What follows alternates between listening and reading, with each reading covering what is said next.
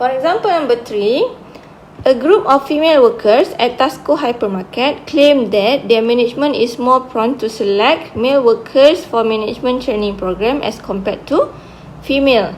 From a recent management training program, 24 out of 40 workers were male. State the null and alternative hypothesis to test the claim made by the female workers. What decision would you make for a 0.05 significance level?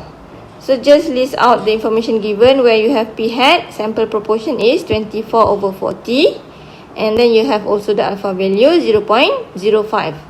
Okay, so what is the claim here? The claim made by the female workers is the management is more prone to select male workers for management training program. So the claim will be H1 is equivalent to P more than 0.5. Why more than 0.5? More than meaning that management is biased in selecting the workers for the training. The proportion chosen is more than 50% or more than 0.5. So this is the claim made by the female workers. Why the claim is at alternative? Because you doesn't have any equal sign here. You have only more than symbol. Null must have the equality statement. So for the null hypothesis, you will have the proportion is equal to 0.5 only. Why equal?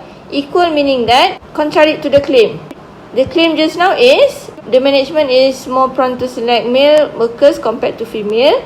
So the null will be the management is not biased. So the management will choose 50% of male and 50% of female workers. So you have to test whether this claim is true.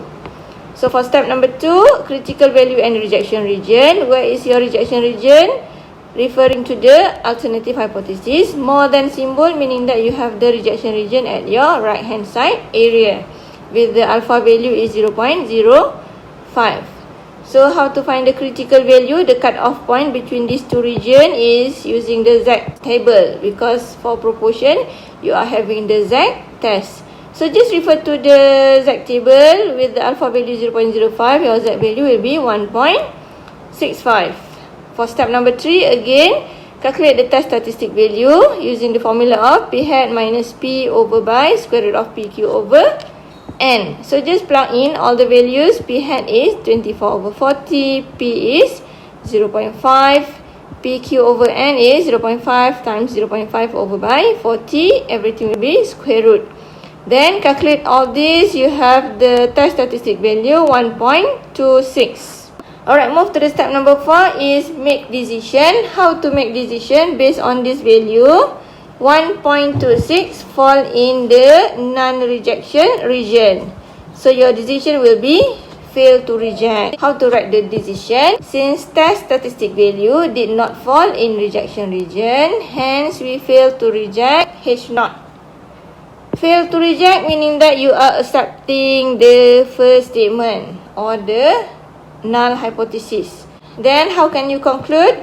At alpha equal to 5% significance level, we do not have enough evidence to say that the claim is true, because the claim is at your second statement and then you are accepting the first statement. So you cannot say this claim is true.